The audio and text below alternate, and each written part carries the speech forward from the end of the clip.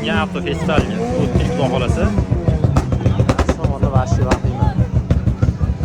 Bugundan asosiysi ertadan boshlanishi kerak edi. Bugundan уже mashina joylangan, odamlar ko'rishda anchagina bor. Hamma odam mana shu ovozga kuzyapti. Voy. Sizlarga qisqacha obzor qilib beraman. Spark bilib turibsizlar ichida qanaqa maxluq yotganini. Jiguli oddiy, faqatgina 8 ga navr tutib qo'yilgan, xolos. Bu mashinani hech qattiq ko'rmagansizlar. Bu meni bilishimcha qo'lda yasalgan motorlar, Opel motor, lekin turbinasiga gap so'z yo'q. Nissan kim yoshligida Need for Speed o'yinini o'ynagan, xuddi shu mashina вообще lider bo'lar edi. Bundan tashqari, mana bu mashinani kim tanidi? Orqasidan hamma taniydi.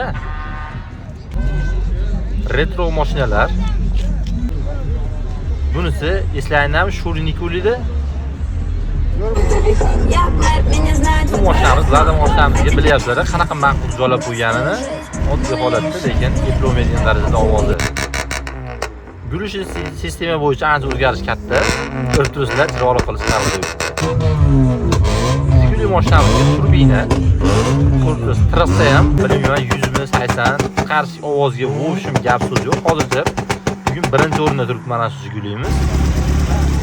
Ikkinchi o'rindagi Lada mashinamiz.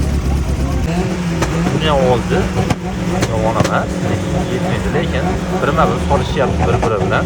Kimuzlarga bosishyapti. Motor qilib ishga tuxomasi bo'lish foyda. Paqqilashni qaranglar, paqqilashini o'tayam, o't chiqyapti orqasidan. Oldida ham motorga orqaga chiqyapti. Motorlik ayanchli holatda ayami bosyapti ekan. Malades.